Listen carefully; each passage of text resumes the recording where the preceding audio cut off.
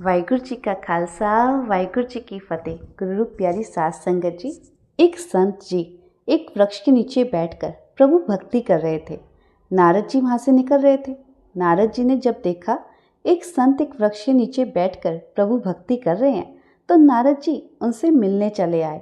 जब कोई संत मिले ना, तो उसके पास जाकर बैठा करो। जब कोई असंत मिले तो उसके पास जाकर कभी मत बैठना, क्योंकि वो आपकी की गई सारी कमाई भी खराब कर देगा। कोई प्रभु भक्ति करता है कि मुझे धन मिल जाए, कोई प्रभु भक्ति करता है कि मेरी नौकरी लग जाए, कोई प्रभु भक्ति करता है कि मेरे पुत्र हो जाए, और कोई प्रभु भक्ति करता है मेरी शादी हो जाए, कोई प्रभु भक्ति करता है कि मेरी देह अरोग हो जाए, मेरी बीमारी चली जाए। जब नारद जी संत जी के पास गए ना, तो उन्होंने पूछा कि आप प्रभु भक्ति किस लिए कर रहे हो?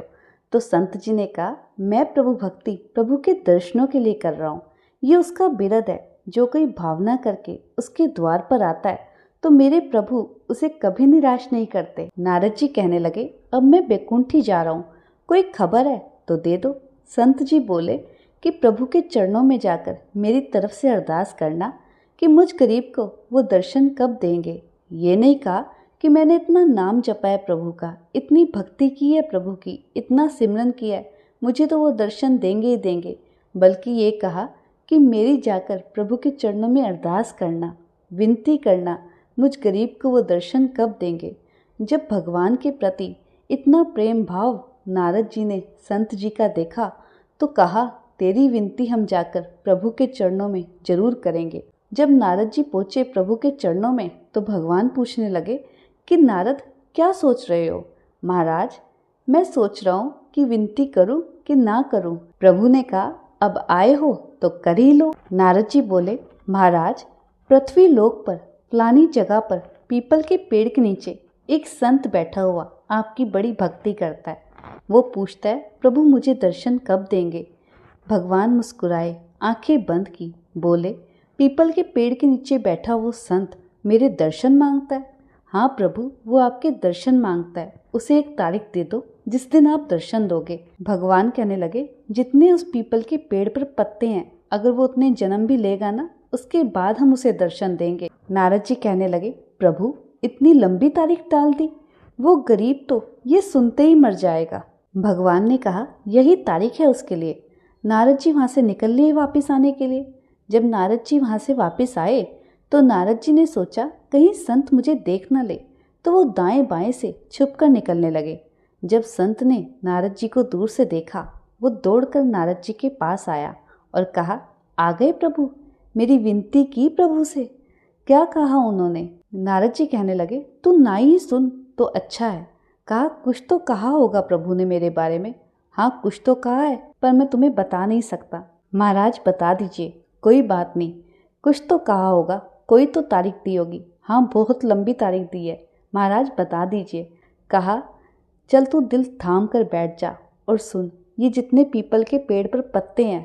हाँ महाराज, बहुत पत्ते हैं। क्या तू इन्हें गिन सकता है? नहीं महाराज, मैं इन्हें गिन नहीं सकता।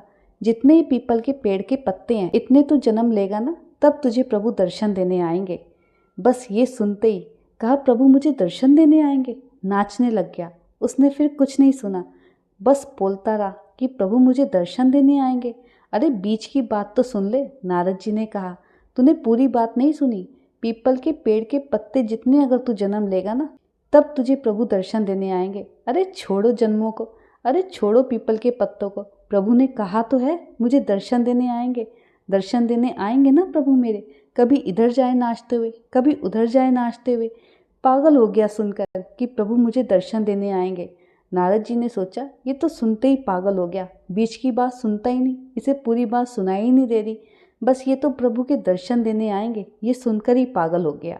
कहने लगा, इस जन्म में मेरे लिए इतना ही बहुत है कि प्रभु की नज़र मेरी तरफ हो गई। उन्होंने कम से कम इतना तो कह दिया ना कि वो मुझे दर्शन देने आएंगे। जैसे मीरा पागल हो गई प्रभु के प्यार में, सूरदास पागल हो गए भगवान के प्यार में। जो भगवान की गल पा जाता है ना, वो भगवान के प्यार में पागल हो जाता है, और हम भगवान की बात समझ ही नहीं पाते। नारद जी वहाँ से चले गए। कुछ महीने बीत गए, तकरीबन 6 महीने हो गए थे। ध्यान देना, जब नारद जी बात बताकर गए थे तो बसंत का मौसम था। अब पतझड़ का मौसम आ गया था। जब नारद जी वहां आए तो क्या देखते हैं, उस वृक्ष के नीचे भगवान आप बैठे हुए थे और उस ऋषि का, उस संत का सिर भगवान की गोद में था और भगवान का हाथ उस संत के सिर पर टिका हुआ था। भगवान कह रहे थे, मेरे बच्चे आंखें खोल, जिसके तू दर्शन मांगता था आज वो तेरे पास बैठा है। जब नारद जी ने ये दृश्य देखा तो नारद जी अपनी आंखें मलते रह गए, कभी आंख खोले कभी आंख बंद करे। नारद जी ने भगवान से पूछा, भगवान ये सपना कि सच? भगवान बोले, सच। नारद जी ने भगवान से पूछा, आपने खुद भी झूठ बोला और मुझसे भी झूठ बुलवा दिया, इस गरीब का दिल तुड़वा दिया। आपने तो कहा था जितने पीपल के पेड़ पर पत्ते हैं, अगर ये उतने जन्म भी लेगा तब मैं इसे दर्शन दूंगा। अभी तो 6 महीने बीते हैं और आपने इसे दर्शन भी दे दिए। भगवान मुस्कुराए और कहने लगे, नारद ऊपर देख और बता इस पेड़ पर कितने पत्ते लगे हैं। नारद ने कहा, एक भी नहीं। पतझड़ के मौसम में तेज हवाओं के कारण सारे पत्ते झड़ गए।